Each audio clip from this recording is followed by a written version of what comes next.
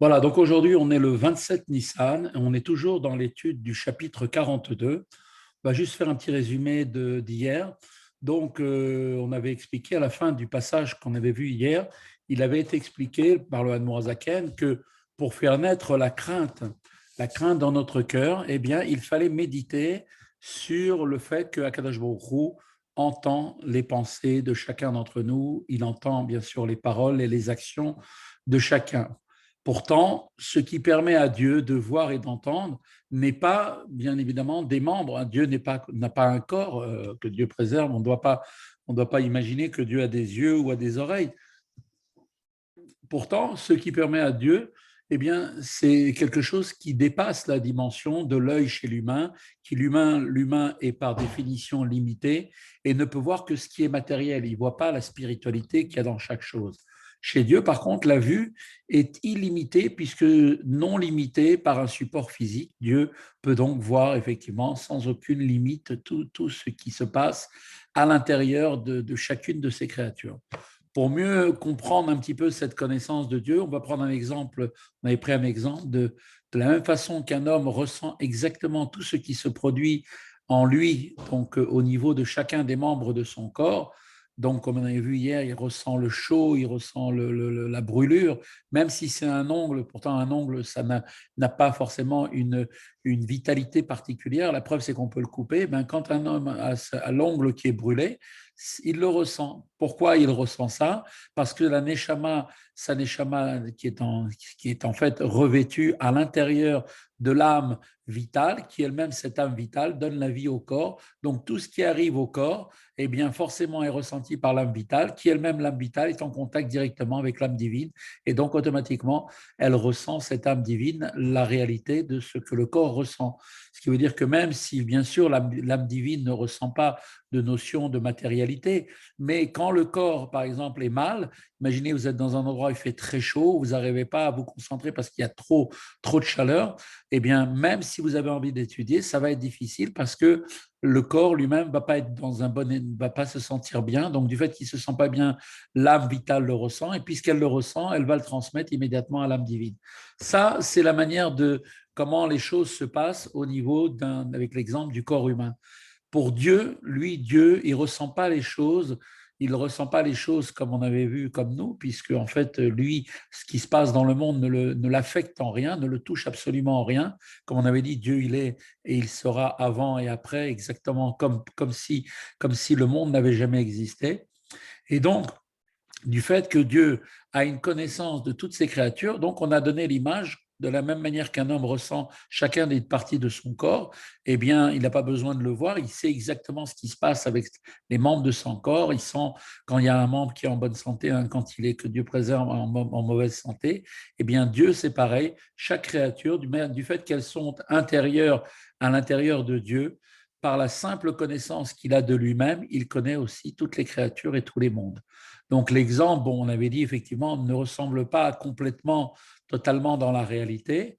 Et l'âme d'une personne, en fait, en effet, l'esprit et l'âme d'une personne sont influencés par rapport à ce qui se traverse son corps. Dieu, par contre, n'est aucunement influencé par ce qui se passe au niveau du monde.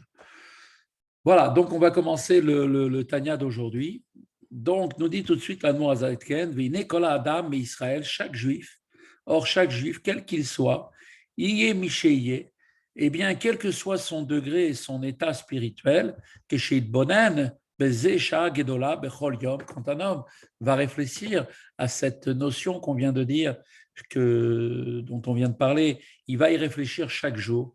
Shakadosh Baruch Malé Mamash Kol Elyonim Vet Tartonim, comment Akadosh Baruch Hu remplit véritablement donc les mondes supérieurs et les mondes inférieurs, et que, comme c'est marqué, Vet Hashamayim Vet Haaretz Ani Mamash Malé Kol Haaretz Kevodo Mamash, et que Dieu remplit la terre véritablement, et que toute la terre est remplie, ainsi que les cieux sont remplis de sa gloire véritable. Alors à ce moment-là,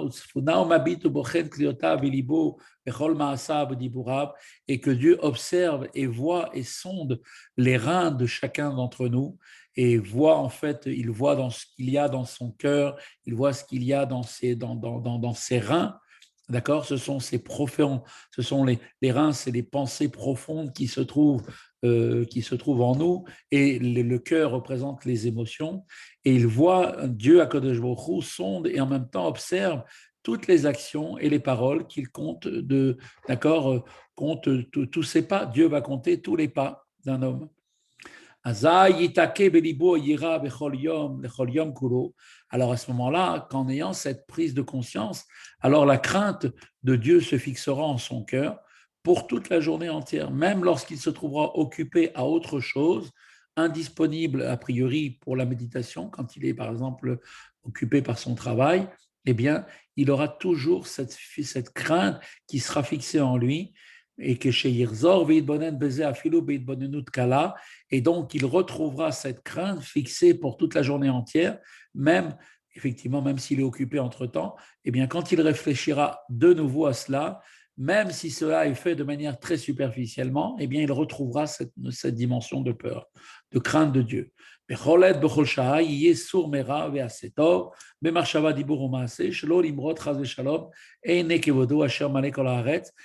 à tout instant et à tout moment, chaque juif se détournera du mal et fera donc le bien en pensée, en parole et en action, de façon à ne pas défier que Dieu préserve les yeux de sa gloire dont toute la terre est remplie.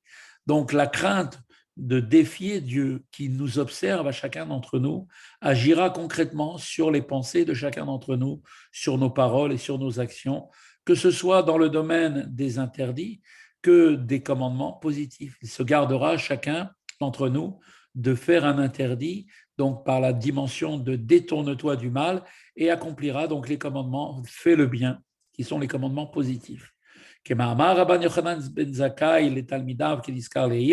Conformément à l'enseignement qu'avait donné Rabbi Yochanan ben Zakkai quand il s'était adressé à ses disciples au moment où il était sur le point de quitter ce monde. Il a dit comme ça, il a donné dans une de ses enseignements très, très fameux, il a dit que ce soit la volonté que la crainte de Dieu pèse sur vous de manière, d'accord, à obtenir, à contenir, à ne pas faire la faute, comme la crainte que l'on a d'un être de chair et de sang en présence duquel on va se garder de faire de mal agir. Et donc, voilà ce qu'avait souhaité Rabbi Yochanan à ses élèves, qu'ils aient au moins la crainte de Dieu comme on a la crainte de ne pas être vu au moment où on va faire un péché, comme dit plus haut au chapitre précédent. Et c'est ça la signification du verset qui est rapporté dans la Torah, comme il est dit, donc, que demande l'Éternel ton Dieu de toi, si ce n'est de craindre l'Éternel ton Dieu et de marcher dans toutes ses voies. Le Talmud, donc, qu'on avait vu dans la Gemara Brachot, avait donc posé la question, est-ce qu'il est tellement facile de craindre Dieu que le verset nous dise qu'il est seulement demandé de le craindre, comme si c'était quelque chose de rien, de pas grand-chose. La réponse qu'on avait rapportée, la Gemara là-bas, selon laquelle, à l'égard de Moshe, c'est une chose simple, effectivement, d'avoir la crainte de Dieu, eh bien, nous avait laissé quand même relativement perplexes, qu'on s'est posé des questions. Le verset donc de la Torah emploie la seconde personne du singulier, que Dieu te demande à toi, s'adressant donc à chacun d'entre nous. Pourquoi tu me parles de la crainte de Moshe? Et donc, comme on avait donné l'explication, c'est que la crainte de Dieu dont il est ici question, de cette crainte qui, selon donc l'enseignement qui conclut ce même verset, c'est la crainte qui nous amène à marcher dans toutes les voies de Dieu. Pareille crainte est en effet facilement accessible à chacun d'entre nous, comme on l'avait vu précédemment, en nous expliquant que chacun porte en lui une parcelle de Moshe Rabbeinu, qui est donc cette parcelle qui donne à chacun cette capacité de pouvoir craindre Dieu. Comme maintenant on va le dire dans le texte, il s'agit de cette crainte qui est au fond de chacun d'entre nous, qui conduit chacun d'entre nous à l'accomplissement des commandements de Dieu et nous permet de nous détourner du mal, et en faisant le bien,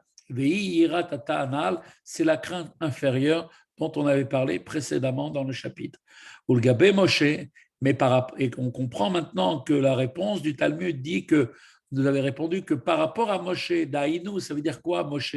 Pour Moshe, c'était facile. Qu'est-ce qu'on veut dire? Qu'est-ce que la Gemara nous a expliqué là-bas?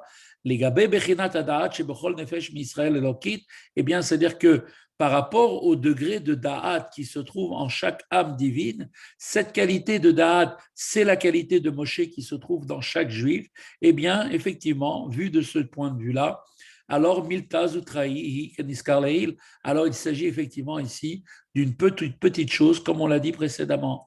En effet, l'application donc de la faculté de da'at à la méditation sur des réflexions qui vont susciter la crainte de Dieu permettra à chacun d'entre nous, en toute certitude, d'atteindre cette crainte qui va nous mener ensuite à l'observance des commandements, comme nous l'avons expliqué précédemment.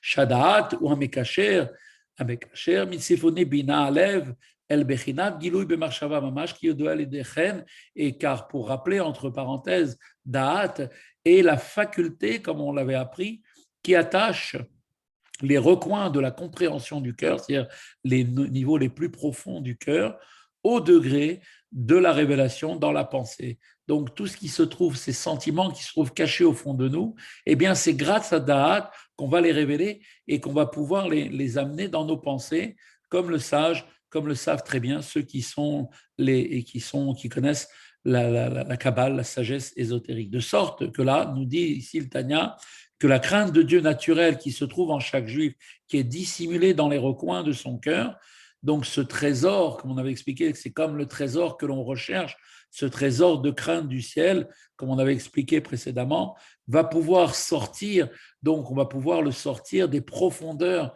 comme on a cherché dans les profondeurs de la terre ce trésor, donc on va le chercher au plus profond de nous-mêmes, il va pouvoir sortir et se révéler pour être ressenti de manière effectivement dans la pensée et nous permettra ensuite, bien évidemment, grâce à ça, de pouvoir agir sur notre manière de parler et sur nos actions.